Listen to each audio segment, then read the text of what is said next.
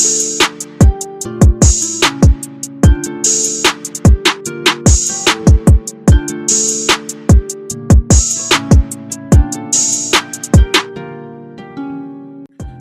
what's good, everybody? It's your boy George Michael Perez, aka GMike, and you already know what it is, baby. Back with another episode of the G Perspective. Before we get into it, follow me on my socials on Twitter at George Mike Perez, Instagram, TikTok, and YouTube at GMike Media _. The audio version of this podcast is available on all podcast platforms and YouTube as well. If you guys are into sports gambling, I run a little company, $5 a month, that we give you everyday slips, and we have people win up to $50 to $100 a day. So you win, we all win. Come and join us. The link is going to be at the bottom. This week, bringing on Steve Brennan, a new guest of mine. He's a co-host on Peace on the Streets Radio every Wednesday night, 9 p.m. to 12 a.m., where we talk about current events in sports going on. You can check us out on peaceonthestreetsradio.com. This week, we're talking about the Indianapolis Colts, which is his favorite football team, and they might make the wild card round, so we get into that. We talk about the NCAA College Playoff Championships that are underway. Washington and Oregon finishing off on Friday night.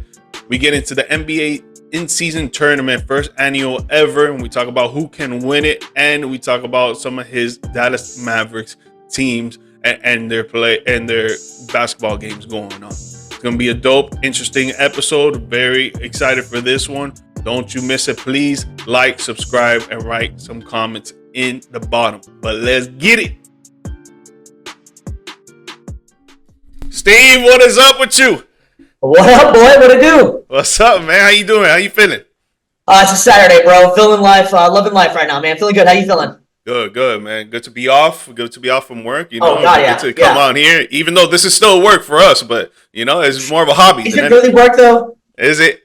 I mean, hey, if we're getting paid, we working. Yeah, right. I know exactly. I'll wait on my check. You can Venmo me. I got you. Cash App, whatever you want, bro. I got you. I got you. I need those receipts for my company. Yeah, exactly. Well, yeah, man, we got a lot of talk about today. We got some NCAA college football going on, some championship weekend. We got the Dallas Cowboys and the Seahawks that they just played last Thursday, which was an amazing game for a Thursday night football game. It's pretty. That was the first one we've actually liked. Honestly, there's been only two that's actually probably been worth anything. And the one that was actually supposed to be the big game really wasn't. But that game was awesome. Yeah, dude, they need to do something with Amazon. Maybe I think they tried Amazon Prime, and they were like, you know what? All right, you guys want some games for the week? You want Thursday night football? All right, don't worry. We're gonna give you the Bears and the Vikings playing. Right. Dude, come on, man. What's your thoughts on Amazon Prime doing football though? Honestly, I kind of feel like they use too many graphics. I like the analytics that they do. The Amazon with the running of the speed and the running the route and stuff. That's pretty cool. I always kind of feel like they're over graphics. You know what I'm saying? Their opening is just it's too much or something. I don't know. I can see it. I just knew back in 2020 when COVID was like on and popping, my boys and I it was on and popping. My boys and I always talked about how sports is gonna take another avenue, when it comes to ESPN, Fox, CBS, and stuff like that. And then we always had the idea of Amazon actually getting into it, but we had several ideas as well. We talked about HBO, and you know how HBO has the NBA and stuff now. Yeah, but their sports is not what Amazon is doing right now. They're not trying to show the live games on just their platform. Yeah, Apple TV kind of took that approach with the MLS. Yes, that was another one. Apple. So what we were talking about, we were like, I think Amazon Prime is just gonna be the next stepping stone in sports. They're gonna try and take over, and no one's ever gonna beat the ESPN just because Disney's behind it, and Disney's money is like mafia money. There's no taking over that. But Mickey Mouse is the Don. You know what I mean? Yeah, exactly. He runs everything here in the United States, especially in Florida. But yeah, I think Amazon was always going to go this route, and they're going to take over, and they're going to try and do stuff like that. And even with music and other things as well. You see that they have their own basically Pandora stations. Yeah. It's pretty dope to see, honestly. But I do get what you mean about the graphics. I do think it's almost too much. sometimes, and like I appreciate it. It's probably a producer's like dream job, don't get me wrong. I think they do a hell of a job. I just feel like it's too much sometimes. It's like, did we really need a graphic for like introducing this guy, or like, like I don't know. Speaking of that or whatever. I'm sorry, we're going a little off topic here. No, you're good. You're good, man. You're good, man. I don't understand the opening theme song for like Monday Night Football, waiting all day for Sunday night. Like, I literally, like, that drives me insane, kind of like that waiting all day for Sunday night thing. Like, I just like literally want to walk out the room with that one. I don't know about you. Why is that? It's like so cheesy to me or something. I don't know. Like, it's cool and all, but like, and honestly, shout out to Carrie Underwood though, for props for her, because she had to redo that 17 damn times because she introduces each team. Think about that. Oh, that's Every right. game she has to re-throw something in there. It's a heck of a fight, the Rams and the Cowboys, whatever. But a little metaphor with it and stuff. Yeah. I don't know. That thing just drives me nuts. I don't know why. That one in particular. I don't bet you're the first person I ever heard say that, so that's funny. Yeah? That's funny. Oh man. Maybe I'm not hopefully I'm not the last. Maybe I'm just a hater. No, man. You know how like when someone tells you about a car and then you're like, I've never really seen that car, and then you start seeing the car everywhere. Maybe that's what's gonna happen. That's all you can see now. On Twitter, on Twitter, people are gonna be like, "Yo, Sunday Night Football theme song, change that shit." Yeah, change it. I don't know. Like, it's not her. I like her. I think she's a cool person. But she has good music too. Like her music. That one just drives me nuts, man. Every time I'm like, oh, come on, can we just get to the damn game? I love it. But yeah, we got the NBA season, in-season tournament that we're going to talk about a little bit. The stage is already set. The championship game is going to be in Las Vegas. This is going to be pretty dope. And then we're going to talk about your favorite NFL team, the Indianapolis Colts, where right now they're sitting outside of the playoff pool, but they could be inside. A lot of dope things to talk about, but let's start off with Mania. Yeah. Hey, I don't know. I like Anthony Richardson, bro. I do too. I hope he comes back like ready to go and fully healthy next year. But we'll get into that one for sure. I'm slightly nervous though. I'm not gonna lie. I'm slightly nervous. Yeah. All right. We're gonna talk about that. We'll come back to that. But right now we're gonna talk about the college football championships that are going on today, Saturday morning. Woo! But last night it started off wild with Washington beating Oregon to win the Pac-12 title. They won 34-31. And before we get all into that, I just want to put out a little stats for you really quick. The quarterback, Michael Pence Jr., threw for 319 yards, 1 TD with 1 interception on 27 completions of 39 attempts. Pretty good, not bad.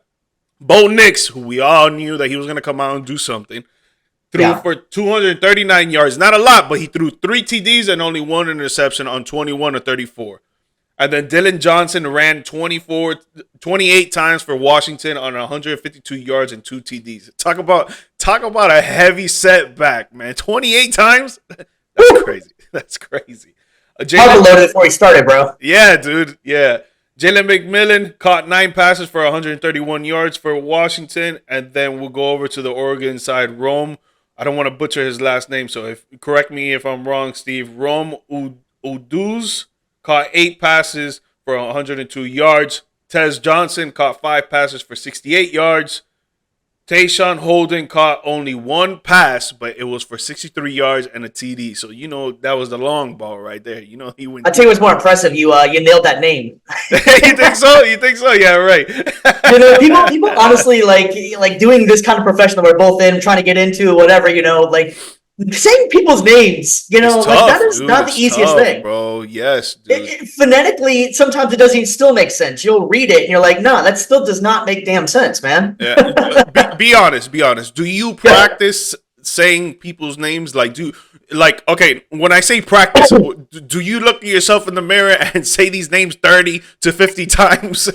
I make myself laugh too much, so I can't do it. I have to without the mirror because I know how goofy I look saying these people's names sometimes. It took a while. Giannis Antetokounmpo. That one took a minute to get used to. And I tell you what, man, I was making a video about Shohei Ohtani, and you see how I had to slow down a little bit to say that one. Yeah. I'm a fast talker to begin with. So Shohei Ohtani, man, you have no idea how many times I had to remake the video just trying to say that name. It sounds easy until you try to say it in a rapid pace with trying to go with the flow, Woo! That one's tough. Yeah, for me it was Victor Wembanyama. Like, Oh yeah. I always like stutter like I just did right now. I'm like just like Right. like it's hard to say. Yeah, right. You really helped your son out being a star there, you know? Right. Last one, Terrence Ferguson caught 4 passes for 17 yards and 2 TDs. So he really helped Oregon go up there. The only difference in this game that I think really put Oregon behind, that we'll talk about it a little later, was Oregon put in 4 times compared to Washington's only 1 time. Yeah, that's huge. Yeah, exactly. So with all this being said, how was the game for you, and was it what you expected on the outcome to be? Yeah, actually, I did think Oregon was going to get it this time. The last time they played, it kind of came down to last second field goal. It was Michael Penix put on a show last time. Michael Penix didn't necessarily put on a show as much as the first time they played, but he definitely played really well. Both quarterbacks, though, I really do feel like will have a future in the NFL. I was just looking up a little bit ago, too, about Bo Nix. If you remember, Bo Nix actually he was a transfer. He wasn't always at Oregon. And it's amazing what these systems can do for you. Bo Nix, the highest that he ever completion rating was 57.6 going into, I'm pretty sure, correct me if I'm wrong, it was Auburn, I believe that's what he played for about 2 seasons or so. So the highest he ever did was 57.6, okay? He goes to Oregon this year, 77.2, and I'm pretty sure he was there last year, 71.9. So, that's a massive jump, and it just shows what an actual system, an actual coach that understands how to use their talent can do. For instance, here, his freshman year, I guess, 2,542 yards. This season right here, 4,145 yards.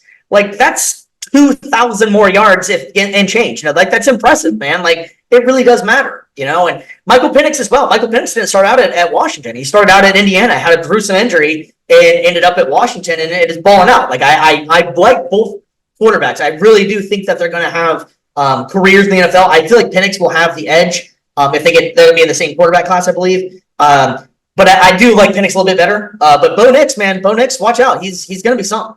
How high do you think that they'll go in the draft? And I was thinking about that as well. Is I feel like Bo Nix will kind of get passed on, just for some weird reason. Almost like the Brock Purdy treatment. Brock Purdy was pretty good in college. He wasn't great, but he wasn't. He wasn't Showtime. That's why the people probably didn't want him. That he wasn't Showtime. I think that's why people didn't want him. He didn't give you a YouTube highlight where he just played flat out football. And sometimes that's what you need. You need an adult in the room. And but I feel like Bo Nix will get passed over by a few teams. I'm projecting probably second to third, somewhere in that area in there. I don't think he'll drop a lot, but I don't think he's gonna be first round. I'll be shocked. And it really just depends on when the season ends, who needs a quarterback. I don't think he's in the top, 4 or 5, because it's pretty solid class. You got Drake May, you got Caleb Williams, and Michael Penix. And so I think he'll be behind all 3 of those guys. But I do think Bo Nix will have a place in the league for sure. Yeah, there's a few analysts that I've heard that they're talking about all 4 of them going in the first round, and the way that I see the NFL set right now, I don't really think that all 4 of them will go in the first. I think number 1 pick will be Caleb Williams, no matter who's going to be there. I think even if it's Chicago, I think they're still going to draft Caleb Williams. Well, then what do you do with Fields? Me personally, I think that they should keep Fields, and I think that they should draft Marvin Harrison Jr., bring in another receiver, another big receiver that you can match up on the other side with DJ Moore. Try to see what's going to go on with that offense, see if they can improve. But I get why people want to get Caleb Williams. That guy's a star. That guy's going to be a superstar in the league. I don't care what no one says. He does have a little tweaks. Yeah, I agree. Yeah, he does have a little tweaks and things there that need to be turned out. But I still think he's going to be a star. I see why they would want to bring him in. But the thing is that, okay, now Justin Fields is about to go into his, 3rd, 4th year? I think it's 3rd, right? Contract year, I believe, 4th year, I think. Okay. So he's going into his 4th year. He has all this experience. He's won football games. He's been MVP of some of these games. He's shown that he can play in the league. Yeah. You bring in a rookie that hasn't stepped on a field against a professional football defense, and you go out there, you throw him to the wolves, and then you got to hope for the best. To me, I don't really like that. I think that you should keep Fields, bring in another tough receiver in Marvin Harrison Jr., which I think See, that's where you're going wrong because he's supposed to go to the Colts. Marvin Harrison. I see why you were out of the Colts. Yeah, I hate to call on your own show. I hate to tell you wrong, but he's going to the Colts. I love it. Bro, you realize last season he did not drop one pass? Dude, he's a monster, bro. He's a monster. That is a insane stat. Never dropped one pass all season. Guy's a monster, bro. I don't know. I don't think I've ever heard anybody else be able to say. I'm sure it's happened. Don't get me wrong. I mean, like, I'm sure it's happened, but like, and not even like he's only got one pass. You know what I mean? Like, he was the lead receiver kind of guy, and that's insane. And he played in the Big Ten, so he played big boy football. It wasn't like he was in, I don't know, a Mountain West or something like that. Like he's playing legit talent. Never dropped one damn pass, man. That's impressive, man. And a lot of people are going to get to see him that Ohio State is number 6 in the college football playoffs already. So yeah, how about that, man? How about that? I think it's pretty crazy how they just made him 6, and we don't even know the championship results yet. Like, slightly disrespectful in a way, honestly. Yeah, I think it is. They basically like you didn't play anybody and like you didn't dominate really or anything like that. I mean, they beat Notre Dame. I don't watch too much Ohio State, but I mean, like they played some legit teams, and you're in the Big Ten, and yet they just And so, speaking of college football and rankings and such, 2 things on this one. Where's Florida State going to end up here? Because Florida State has to win. Florida State's in a very precarious situation right now because they haven't lost at all. But if they lose, they're going to get that Ohio State treatment, if not worse. Because if I remember right, be kicked out. They're going to be kicked out.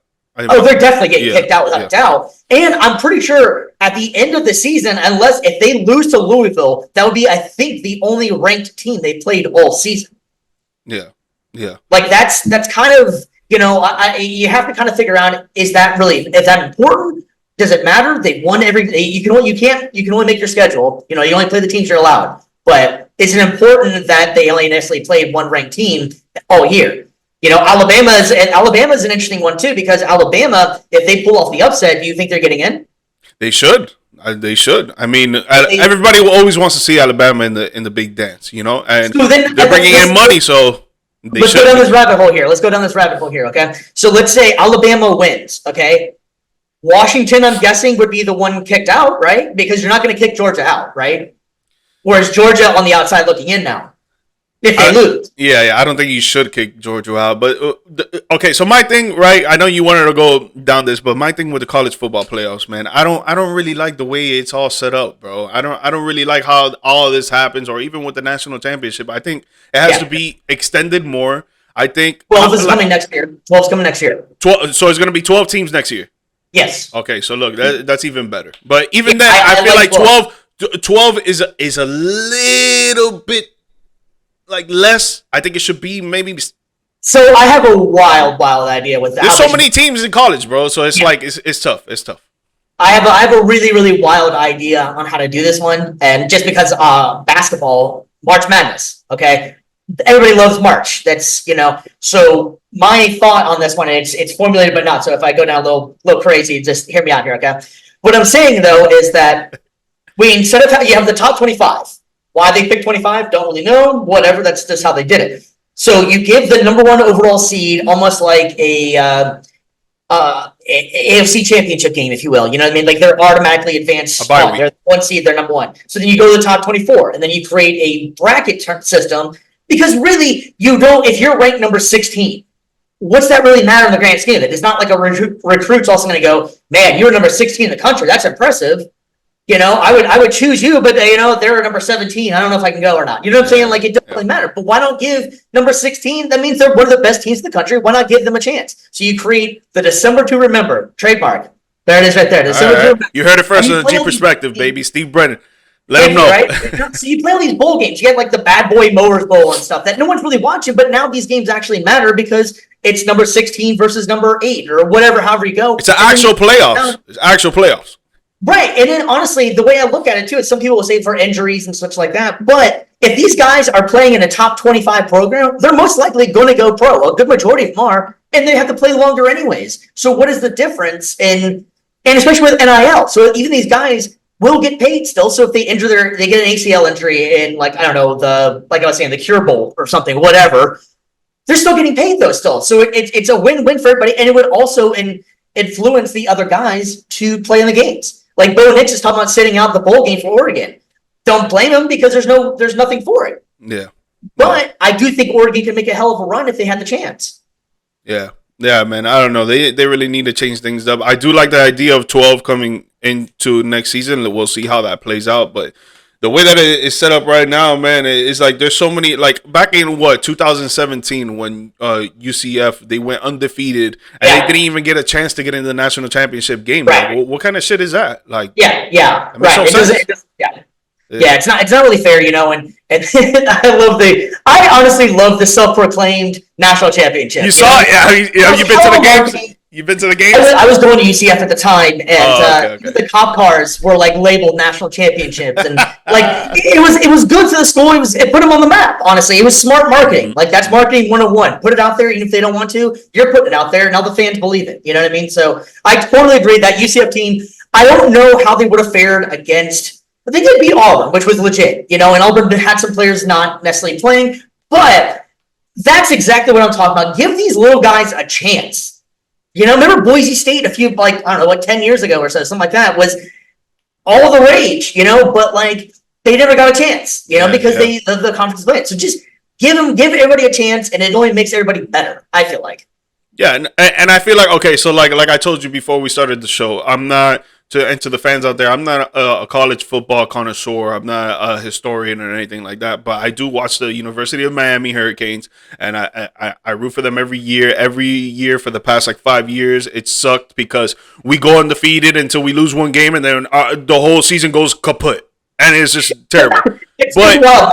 Miami honestly would lose a game and then lose the next 8 all of a sudden. Yes, really bro. Yes. Where'd they go? Where'd they go? What happened? What just happened here? But my thing is, right, I feel that, let's say we'll put it into the air, we'll put it into the possibility of existence. Okay. But let's say next year they go undefeated, right? And they get to the end of the championship, the ACC championship or whatever, and then they end up losing the ACC championship. Just because of their track record in the past few years, I feel like they will be kicked out of the college football playoffs because of the situation that's going on right now. And of course, I'm talking about the 6-team bracket, not the 12-team bracket. Yeah.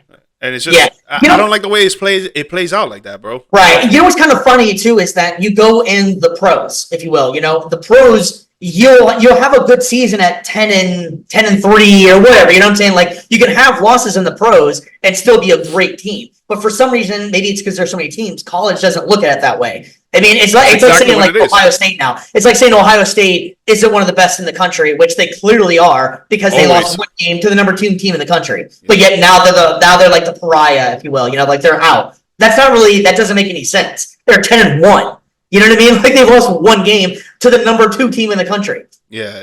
You're not even a chance to get in. That's crazy. The way that it plays out, man, there's got to be a lot of changes. The NCAA front office, heads up, the higher ups, whatever you want to call them. You're watching the G perspective. Make some fucking changes out there, because Yeah, for sure. Yeah, no, I do think whenever they do make this 12, I do foresee it expanding more, just because the almighty dollar. They'll realize the fact that people like to watch this stuff, and that's kind of where my crazy idea of the top 25, 24 thing is, because it just generates more dollars for the NCAA, more dollars for these bowl games that no one's caring about. The Gasparilla Bowl. I'm just mentioning ones that are in Tampa, but the Cure Bowl, I don't know. There's a Pop-Tart Bowl coming next at Orlando.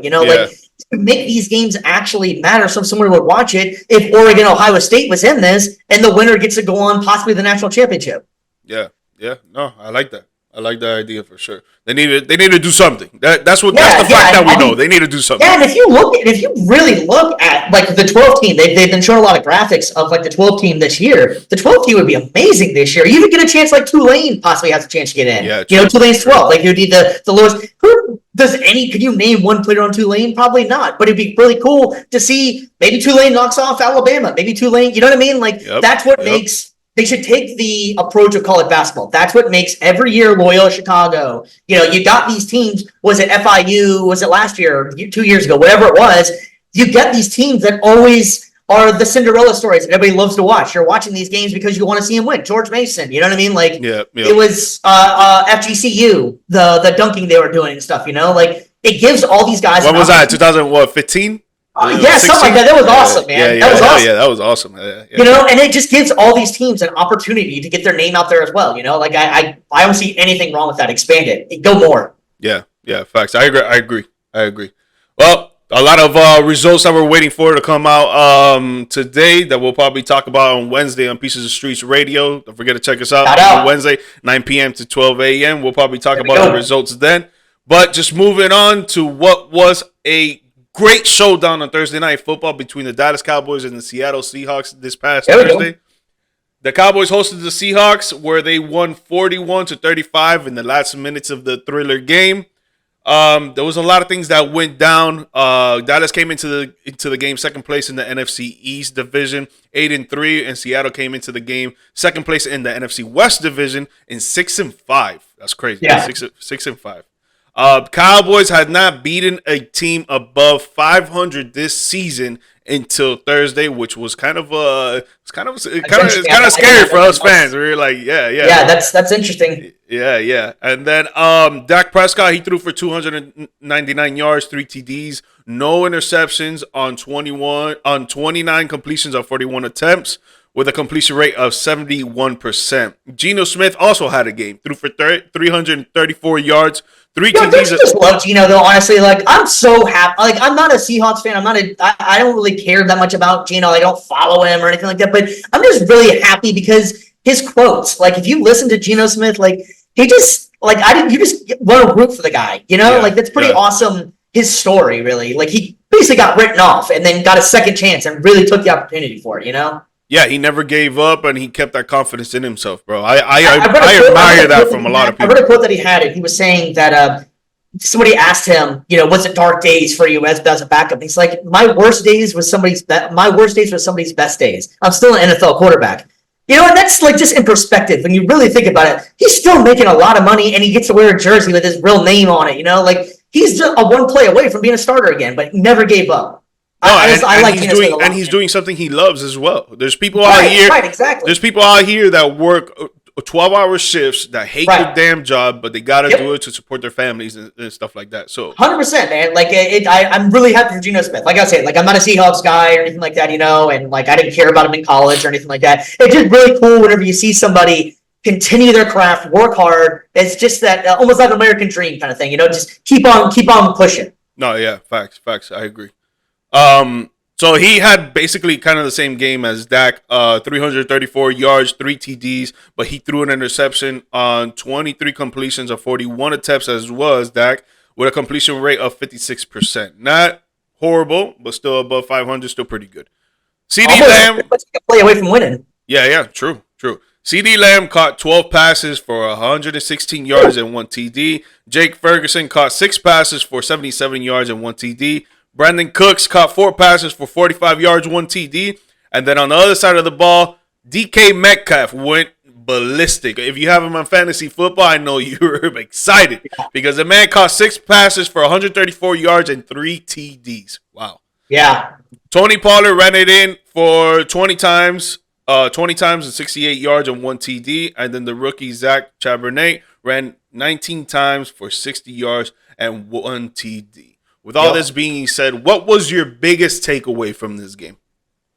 The biggest takeaway from me is the Cowboys are pretty legit. Like I don't know if it's kind of the Cowboys remind me a little bit of the Dolphins, a little bit that they're beating the teams they should beat and then playing down sometimes to the teams that like they shouldn't. Well, you know what I mean? Like if the Cowboys can host a playoff game, that's gonna be they're gonna be something to deal with. 12-0 at home. My bad, I cut you off. 12-0 at home since last June of. Where was the 49ers game at? Was that in San Fran? That was in San Fran.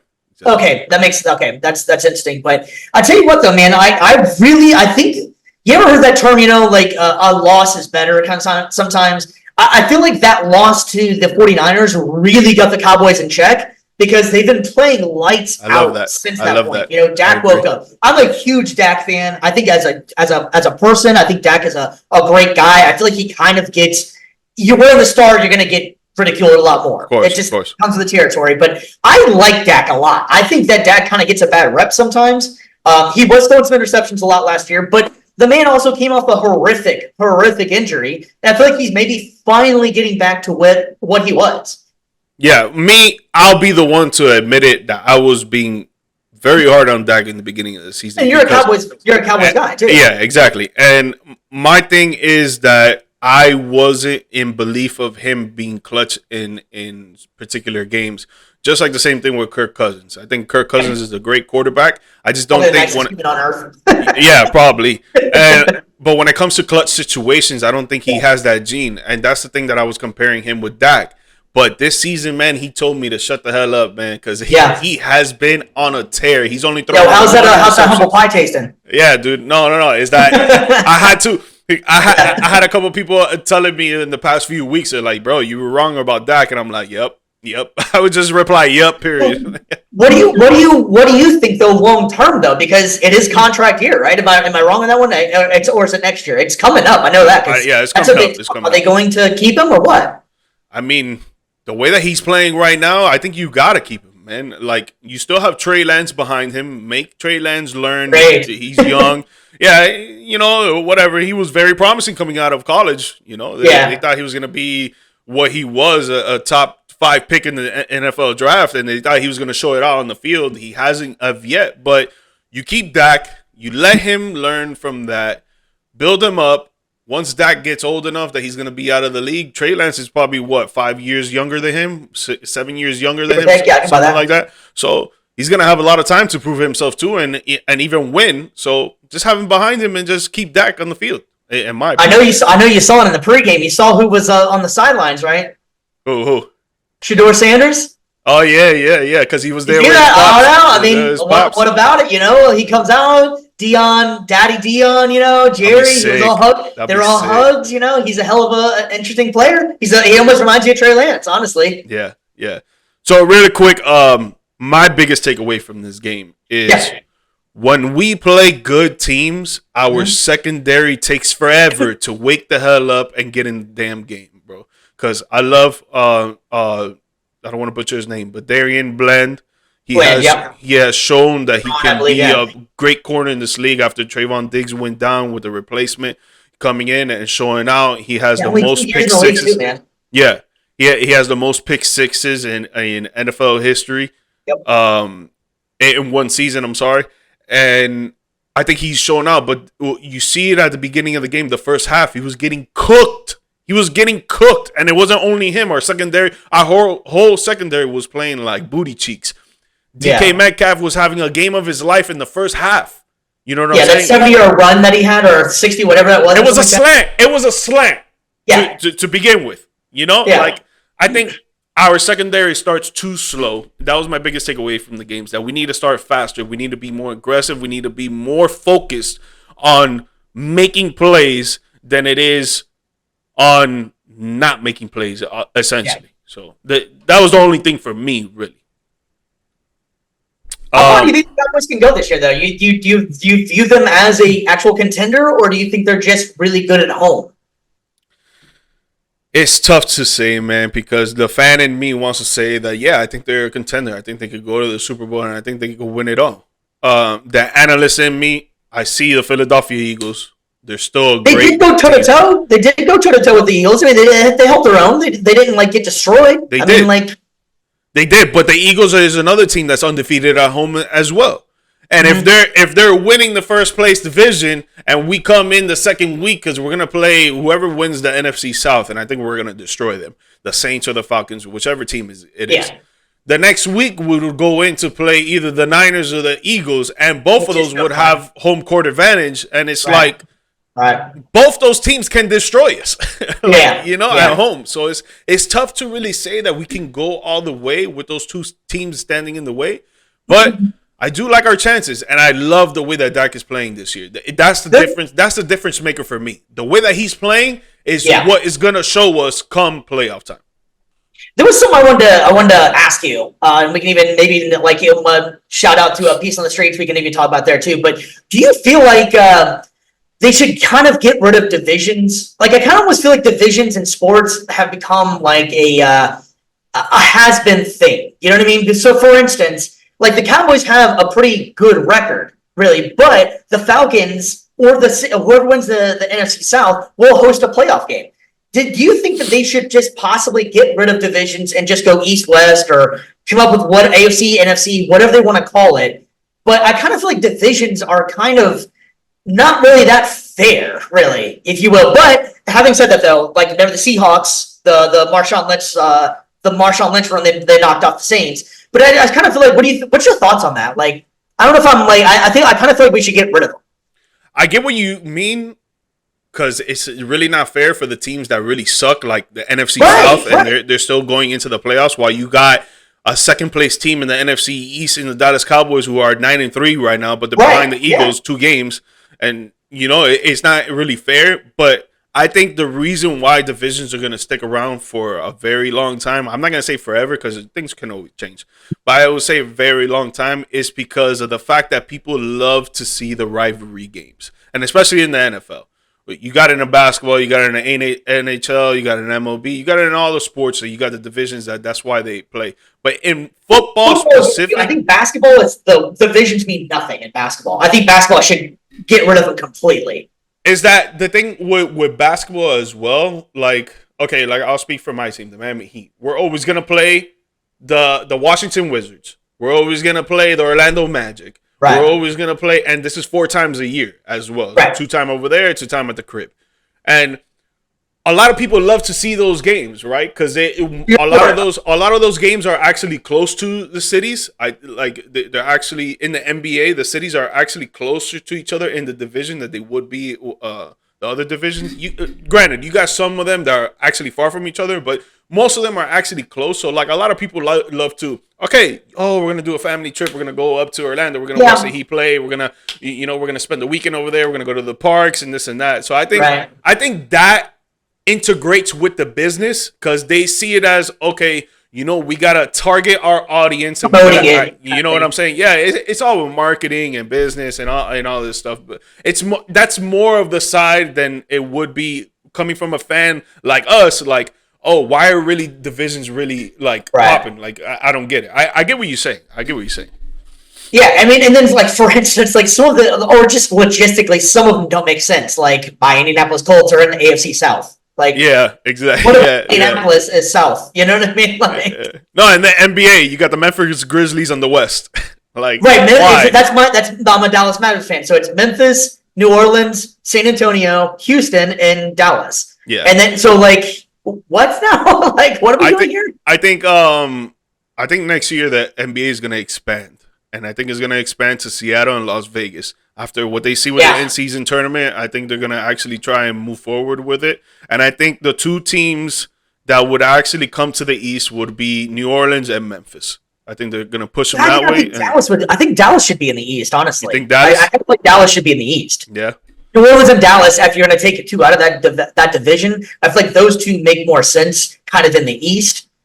Houston, San Antonio, I feel like they're West, really, to me, at least. But, and then like having said that, I remember back whenever like Dark was playing and stuff, San Antonio, Dallas was like a big rivalry. Like that was like the game to watch. That was one of the best rivalries in the NBA at the time, But I don't know, I just kind of feel like maybe the division thing, like I get its purpose. Don't get me wrong, I definitely get its purpose, and it definitely has a place to be. I don't know. I just kind of feel like, for instance, like the Cowboys. Like you feel like the Cowboys are better than some of the teams, then they're gonna have to go on the road. And I don't really feel like that's necessarily fair. Like you're playing to your division. So if you basically win, I don't know, what is it, 6 games or something in your division, or 4 games, whatever it is. You can host a playoff game and make the playoffs. So why not? If that's the case, then I'm just going down a rabbit hole here. If that's the case, then why not rest your starters and just only play the games here in your division? Yeah, well, that would be bad for business. That would be bad. 100%. Not going to happen. Yeah, I'm just saying. Like in the hypothetical here, though. Yeah, I get it. That's all it takes to get in the playoffs. Where's Jalen Hurts all year? You can only play him in your division games or something. You know what I mean? Like I don't like the division thing, but yeah. So I know that's a little bit wild and a little crazy, I know, but still. Yeah. No. I get where you're coming from. It does make sense. But speaking as a Dak fan, do you think he should win MVP right now? See, it's funny because you and I have had this conversation as well, and if you want to hear more of it, check out Wednesday nights at between 10 and 11, But anyways, no, I'm still going with Christian McCaffrey. I think CMC is still the MVP, but Dak has damn sure solidified a spot in that conversation. Dak is playing out of his mind right now. Dakota Rain Johnson or Rain Dakota Johnson or Prescott is playing out of his mind right now. You know what I mean? Like he is really doing well. And but I'm still going to go CMC. But Dak has definitely deserved to be in that conversation. This 6 week span or 4 week span, whatever it is right now, he's playing on fire. Like it's amazing. Yeah. No, and I'll say my answer to it again, just like how you alluded to, Peace on the Streets Radio, 9 p.m., 12 a.m., Wednesday nights, baby. But my thing is, and you already not that we're going to you guys to watch or listen. Yeah. We're not promoting it, I swear. No, not at all. No. You have nothing better to do on a Wednesday night. Yeah, right. My thing is, obviously, you already know this, but for the fans out there, and so we can have the conversation. But my thing is that I don't think the NFL MVP should be given to a quarterback. I think the quarterback should have their own thing. And I actually thought about this the other day while I was driving. Yeah. I was like, the NFL MVQB. That's what it should be. The MVQB. Yeah, come up with some sort of clever marketing scheme, whatever you want. Yes. 100% agree with you. Because if you're going to have the QB win the NFL MVP every single year, then what is the point of talking about these other players like Christian McCaffrey, Tyreek Hill, Michael Parsons, TJ Watt, all these players that are doing amazing that they're not going to even get into the conversation of NFL MVP because you always have the quarterbacks that are statistically having a better year because obviously they got the ball in their hand every single snap. Right. Yep.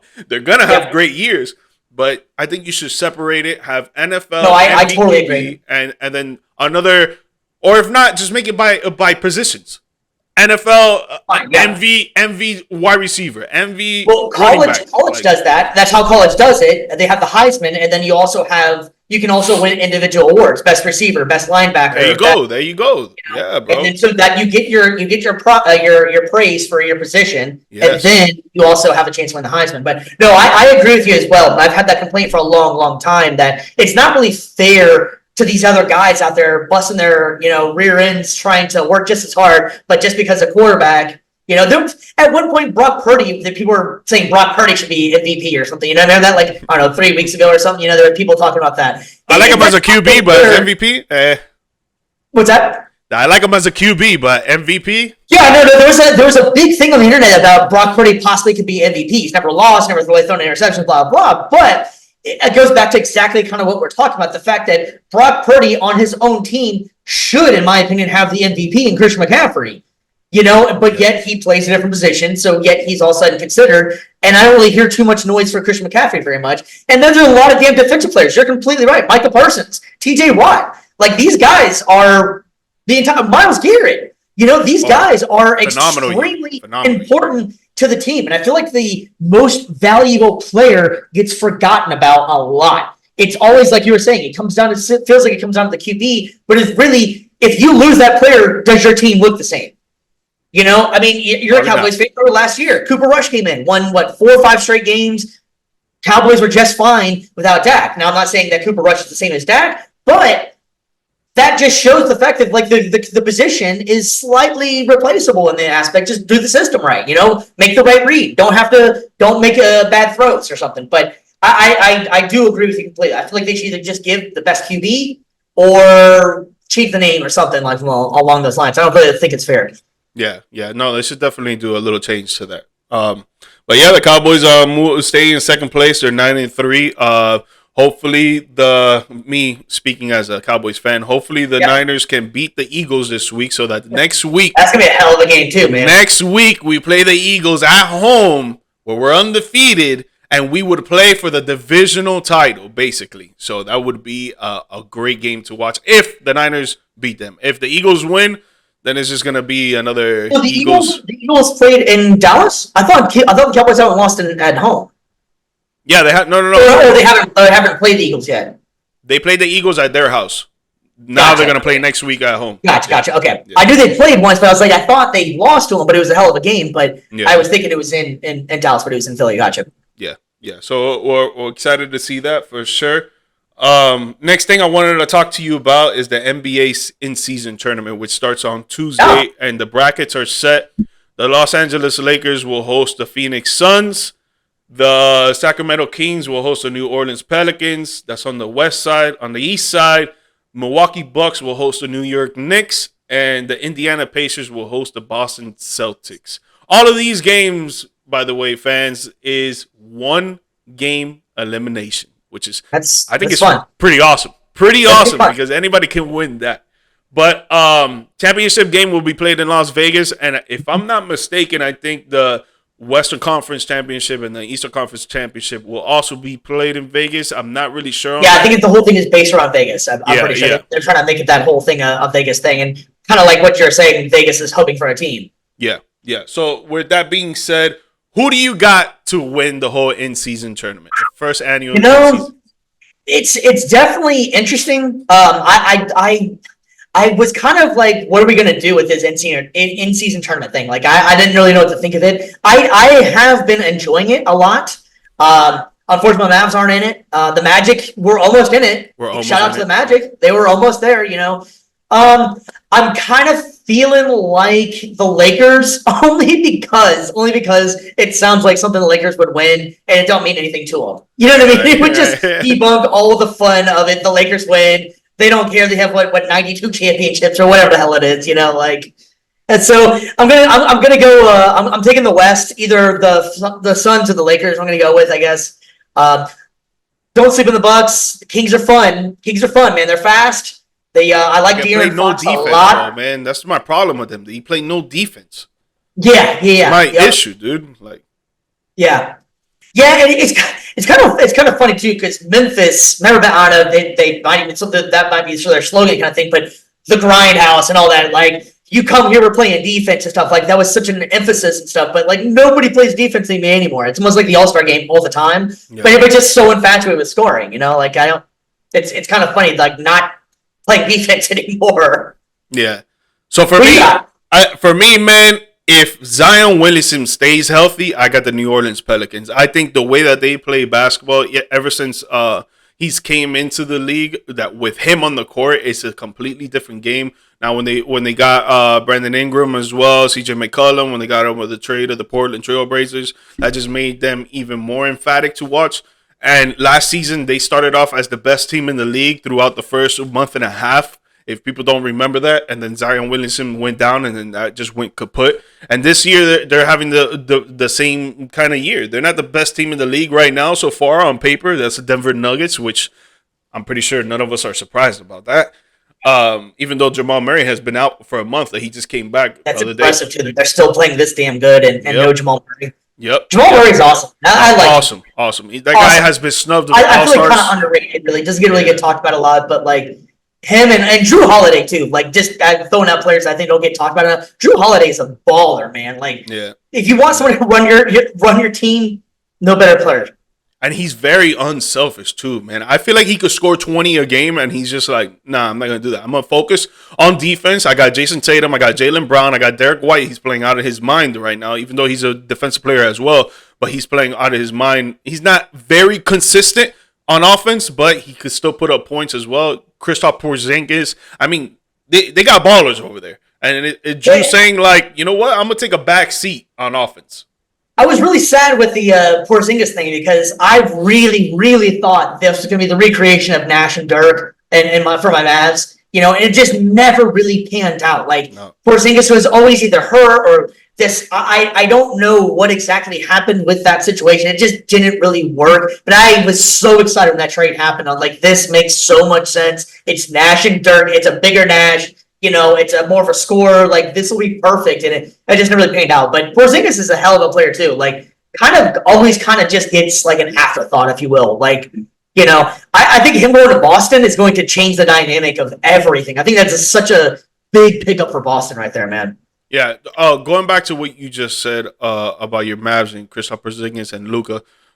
Do you think that they gave them enough time to actually try to mess with each other, or you think it was just enough time that they're like, you know what, we got to pull the plug, send them out? See, that's a fantastic question, honestly, and I'm as a Mavs fan, I'm trying to figure it out. I can't tell if Luka is like a James Harden where no matter what, he's going to do whatever he does and stuff. But the difference between like, I guess like a Luka and James Harden is that Luka rebounds, Luka is all over the court and stuff.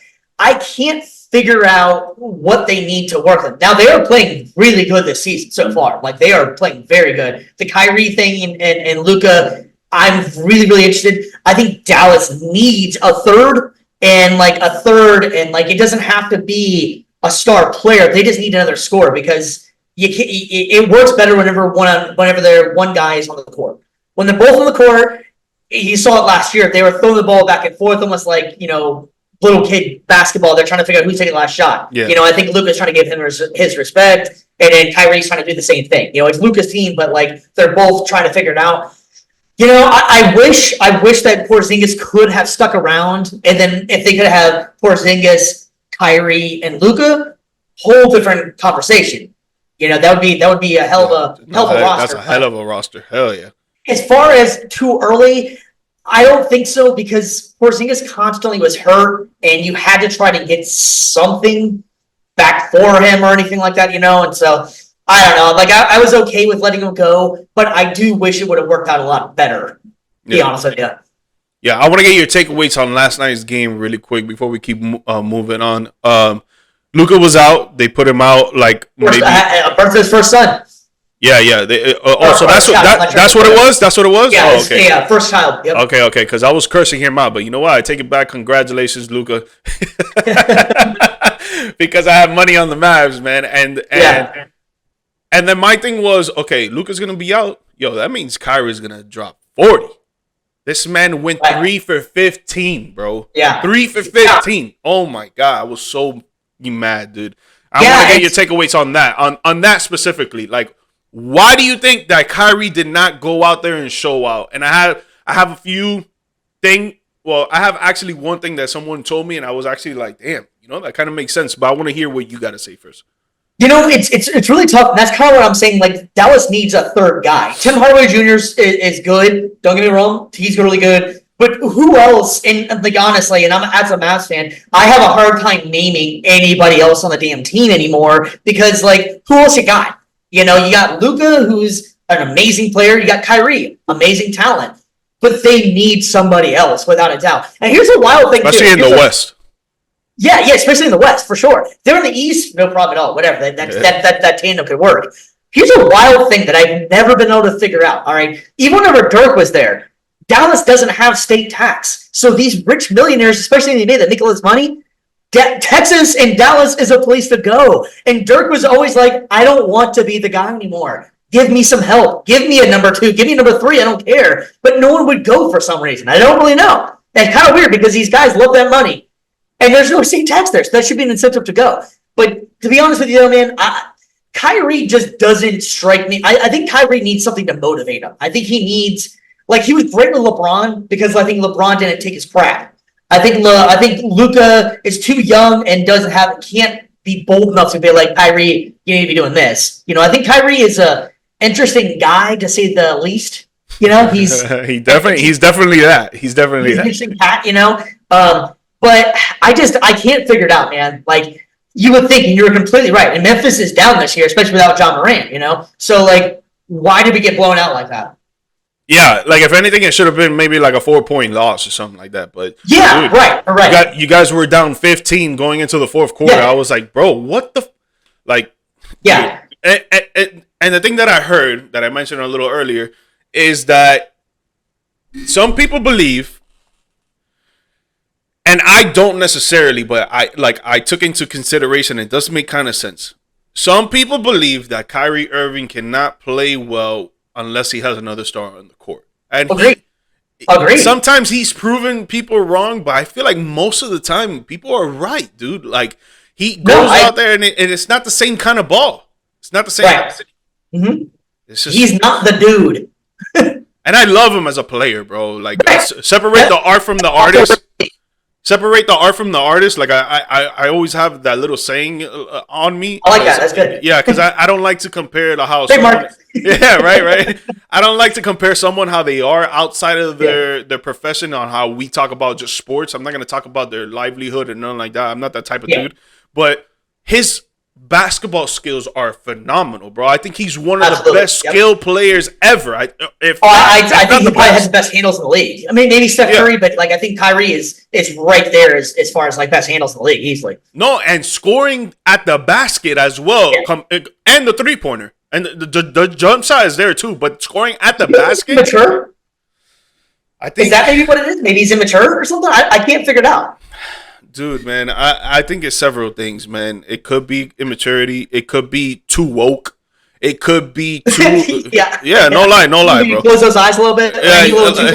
Like, dude, like, okay, I get it. You have all this money. You want to make change in the world. I do get that, man, you know, because there's a lot of change that needs to be happening in the world. Well, that's a conversation for another day, but... Yeah. I get it. But, man, you're a basketball player, bro. Like, come on, dude. Like, dude, the United States, if anything, we are the best at entertaining people. I'm not going to say we're best at fucking giving out knowledge because a lot of these schools for these kids don't even know what the fuck they're doing. We're not the best at giving out a financial information because we have trillions of dollars in debt compared to other countries. Right. But one thing that we are really good at is entertaining when it comes to music, movies, and sports. Dude, you're an entertainer, bro. Go out there and entertain, bro. Like, focus on that. Make your money on that. Help your family. I hope your family's healthy and you love them and all this. But, dude, stop bringing that outside noise onto the court because I feel like it's affecting your game. Right. So before I preface it, shout out to my Coast Guard. I was a veteran over there. Nice. You know? But having said that, and I know this is probably super controversial, and I don't even like, and I love LeBron James to death, and I love what he stands for. I love a lot of things about LeBron and stuff. But that whole shut up and dribble thing sometimes, if you really took it what actually they were saying, sometimes that could apply to Kyrie. Now, I'm not saying by any stretch, I don't want the internet to go crazy and anything like that. I'm not saying that was G right. Perspective go viral, Steve. Let's go. What's that?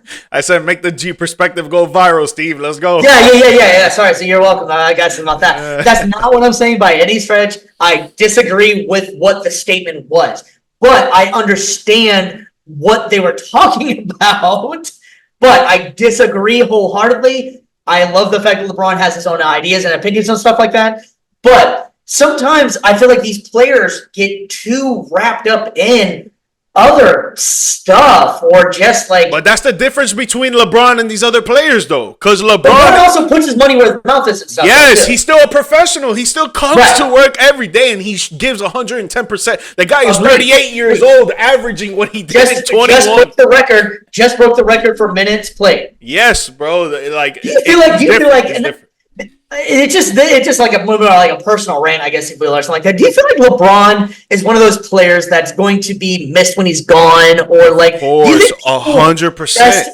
I don't. Do you ever heard the crybaby thing? Like LeBron's a crybaby. Have you heard that one? Yeah, I mean, it's kind of true. It's kind of true, dude. But whatever. I think so. Like, I don't see him as a crybaby though. Like, I don't know. I think it just goes into the game, and a lot of people say that because of the flopping shit. Like, and then he's like, "Oh, what the fuck? Like, that should have been a foul." Like, dude, bro, is that if people realize LeBron is probably the smartest player ever when it comes to basketball, and if you're out there trying to win one game, trying to win a playoff spot, trying to win a fucking Western Conference championship, trying to win an NBA Finals, you got to do whatever is needed to win. So if he's out there crying for a foul or flopping, it's because he's doing it to win the game.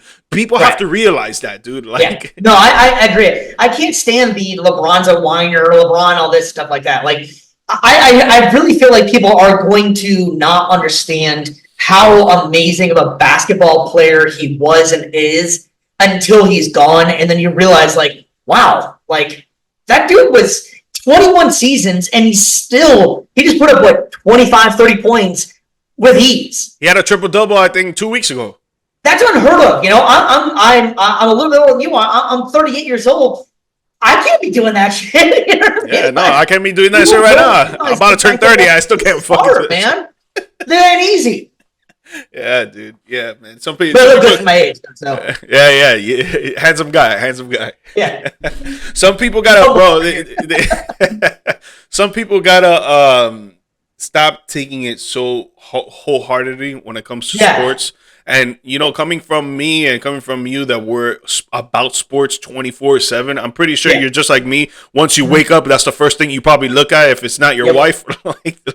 Dude, we're about this life. Right? We're not fans. We're fans, and this is a profession to us. You know what I'm saying? So we do take it personal as well, but we know how to separate. Yeah, sometimes people just got to understand greatness when you see it. Yes, dude. It's like Messi. I don't watch soccer. I'd be the first to say I don't watch soccer, but watching Messi is pretty majestic, if you will. It is legitimately the best player in the world, possibly of all time, just doing his thing. And he makes it look like you can just go like, oh, I can do that. And then you try and God, how the hell is he doing that?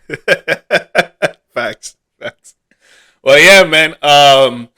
In-season tournament is going to be dope to watch. It starts on Tuesday and TNT. No, actually, I'm sorry. It starts on Monday, TNT. Tuesday is when the Lakers play the Suns. That's why I had it on Tuesday. But Monday it starts on TNT. Tuesdays on TNT. Do you like my answer? I didn't really, so I can't be wrong. I gave 3. Yeah. So I can come back and here 101 how to do this. You're playing 3 lotto tickets. You're like right. Here, 101 how to do this. So when you can come back on, and be like, see, I told you the Lakers were the Bucks for the. I love it. Little insider trader for you right there. Yeah, right. I'm not a financial advisor. Right. Last thing before we go, man. Your Indianapolis Colts are 6-5, and they're second in their division, the AFC South, behind they are. behind the Jacksonville Jaguars, which are pretty hot right now, if I'm not gonna lie. The Colts are 4-1 on the road, which is actually really good if they're actually gonna come out in the wild card round, because they might be on the road. They're 2-4 at home, which is not that great, but it is what it is. Your star running back, Jonathan Taylor, is out yet again this season with a thumb injury, and he's probably going to be out till maybe the playoffs, maybe after. I don't know for sure yet. It hasn't come out. Your Colts are still in playoff contention, like I mentioned, and they could be in the wild card of the playoffs. With that being said, how do you like your season's planning out to this point? It's been a weird season. I'm not going to lie. It's really been a lot of up and downs, a lot of drama, a lot of what do you want kind of thing. And so I alluded to earlier that I'm nervous about Anthony Richardson. I really like Anthony Richardson. I understand why they took the pick. He has a lot of talent, a lot of size, but also as a Gators fan, he's been injured a lot. And so I am slightly nervous on his health, if you will. And so I don't know. I'm going to be like I was saying, I'm just going to kind of go crazy here with this one, the Colts here, but I wouldn't be surprised if they draft another, unless they keep Gardner Minshew, but I feel like they could run almost like a 2 QB system. And now why I'm saying that, I know that's unheard of, that doesn't really work, is what people will say and stuff, but think about how hard that would be if you did it with a guy like Anthony Richardson and a standard pocket passer. It'd be the same thing as Taysom Hill and Drew Brees at the time, or Drew Brees before Derek Carr now. You don't know what they're going to do. And it works. People wouldn't know what to do if Anthony Richardson played 15 snaps and Gardner Minshew played another 15 snaps. What are you supposed to plan for? I am nervous about what's that? Sorry to cut you off, but what if both of them are on the field at the same time? Like both of them in the backfield. Yeah, exactly. Right. Change it up to do something different. I don't know if Gardner Minshew has hands or not, whatever. But my point is, is that I think they really need to proceed with caution with Anthony Richardson, for the simple fact of he's just been hurt a lot. As muscular and as as big as he is, he's been hurt a lot, and that's kind of concerning. As far as the Colts, though, they played a lot. I had pretty low expectations going into this year, especially having a rookie quarterback and stuff. He did play the games he played, showed a lot. He has a hell of a cannon for an arm. He's basically Cam Newton, but Cam Newton could withstand the brutal. He can withstand the hits. But yeah, the Colts. It's what's interesting about the NFL is that you want to root for your team, but you also have to look long term. Do I want to make the playoffs? Of course, just to have a chance. But also, that means we're also not getting a good draft pick, and we need more draft picks. We need help a lot. The defense isn't that great. The offense is okay with was it Michael Pittman is our number one receiver? I would love to have Marvin Harrison Jr. That would be great for you guys. Help me wish that into help me wish that happening. Yeah, right. But no, it's been a hell of a season. Like it's definitely been fun. Better than I expected, and the games they lost, especially against Jacksonville, they were right there in it. Like they weren't getting like beat that bad, and so we'll see, man. It's up in the air. It's hard to tell. Yeah, no, it's definitely something that you got to look out for. But right now, as it stands, the Colts would play either the Jacksonville Jaguars again, or they'll play. Right? Yeah, they're 7th, and they would either play the Jacksonville Jaguars, the Chiefs, or the Miami Dolphins, depending on how everything will play out. Because each of those teams are 8-3. So, what would be your ideal matchup? Obviously, for you to win, and you're gonna want to win that game. But what would be your ideal matchup? The Chiefs, Jaguars, or Dolphins? And that's a tough question because each one has its own scenario there. If we're playing the Dolphins, I want to play it at home in Indy because Dolphins can't win on the outside of Miami. Right. Chiefs. I mean, Mahomes is not Superman this year.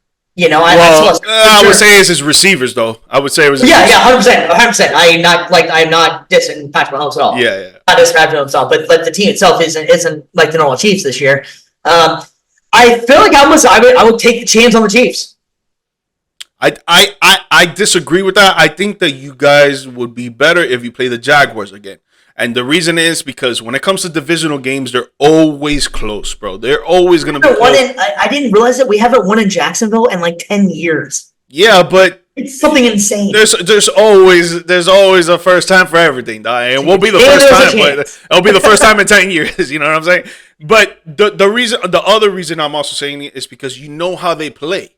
You know exactly what they're going to be doing. You face them twice a year, every year. You know what they're going to be doing. You face them in the playoffs. I think that's going to be your better opportunity than it would be the Chiefs or the Dolphins because you don't really know how each of those teams play. Yeah, you watch them from a distance. If you're watching NFL Sunday Ticket or a Red Zone or whatever, you watch them from a distance or you watch the film. I think it's so awesome. yeah, facts. The Red Zone is so awesome. Red Zone. Love it. But I think the Jaguars would be best for you guys because you know how their offense is going to play and how their defense is going to play, and it's going to be your best chance to win, to advance. You're probably right. I can deal with that. Yeah, that's my only thing. But do you guys at this point do you think because we still have it's week 13? Sounds week right. 13. It's week 13. We still have 5 more weeks left. Do you think that you can make the wild card? Oof. Yeah, I do. I actually do. I think so. We got Tennessee coming up this weekend. Yep. That should possibly be a W there. I tell you honestly, the team I'm more worried about is Houston. Houston is pretty damn good, actually. Yeah, CJ Lions for a first-time head coach. CJ Stroud, and so going in that same draft, that's what I'm getting at kind of thing. It's like, I would have loved that CJ Stroud would have dropped to the Colts. Like, I think he's the real deal. Like, MVP level guy, like, even this season as a rookie, MVP level. Give him maybe 2 more years. That dude is going to be ridiculous, man. And he reminds me of like that Jalen Hurts attitude of like, just play football. That's all that matters. Like, he's an adult in a room, Like, I like that. Yeah. No, he's definitely a fantastic player. He's going to be future. Sorry to answer your question. Sorry, the Colts. I do think they can hold on. They have a decent ride going through the rest of the next few weeks. But I also wouldn't be like shocked or hurt if they're bottom of the AFC South at least. Yeah. So what I'm looking at, you got Titans this week, Bengals the next, Steelers the week after that. Week 16, you got the Falcons. Week 17. Sorry, this computer a little slow right now. The Raiders, and then the last week of the NFL season for you guys, the Texans. So I could see you winning. That's definitely winnable. Three out of those 5 games. I could see. Absolutely, yeah. Sure. 100%. Sure. Yeah. I think you guys can make the playoff spot. Agreed. Now, it would be tough going into the wild card, but hey, that's NFL football, baby. Wild card is Sunday. You want to get in. That's what you want to do. You want to get in. After that, you just better come and play your heart out. Everybody wants to dance. Yeah. Facts. Well, yeah, man. Hey, great convo, Steve, man. Before we get out of here, dude, let these people know where they can follow you and listen to your stuff, man. It's capital S Steve B, capital B Sports on YouTube. Instagram Steve 2315. Facebook just my name Steve Brennan. Yeah. Any followers always help out. Any support always. George and I are on the show on Wednesday nights. And we kill it out there. So if you're looking for something to do on a Wednesday night, nothing going on, got a long drive home, guess who to listen to. Yeah. He's talking about Peace on the Streets Radio, ladies and gentlemen. Wednesday nights from 9 p.m. to 12 a.m. We usually come on at 11 p.m. to talk about sports, but everything in entertainment before that, if you like to listen to as well, music, movies, art, whatever it is, yep. they talk about as well. A lot of community work. Yeah. Facts. Out here in Orlando, the 407, baby. Guys, you know where to follow me on Twitter at GMike Perez, Instagram, TikTok, and YouTube at GMike Media _. The audio version of the podcast is available on all podcast platforms and YouTube. And if you guys are into sports gambling, I run a little company out there. So $5 a month, you get all the slips that we can get. We make people about $50 to $100 a day. So it's kind of a win-win for everybody. But if you bought it, I'm going to have the link on the screen. It's going to be on the bottom of the screen. If anything, just DM me at Twitter or Instagram, and we'll move forward from there. But Steve, thank you again, my dog, for coming on, man. I really appreciate your time, bro. And I'm going to have you back on again. Probably when let's do it. And whenever you're ready. Wild card round, most likely, because I think the Colts are actually going to make it. Let's go. Hey, I appreciate you, bro.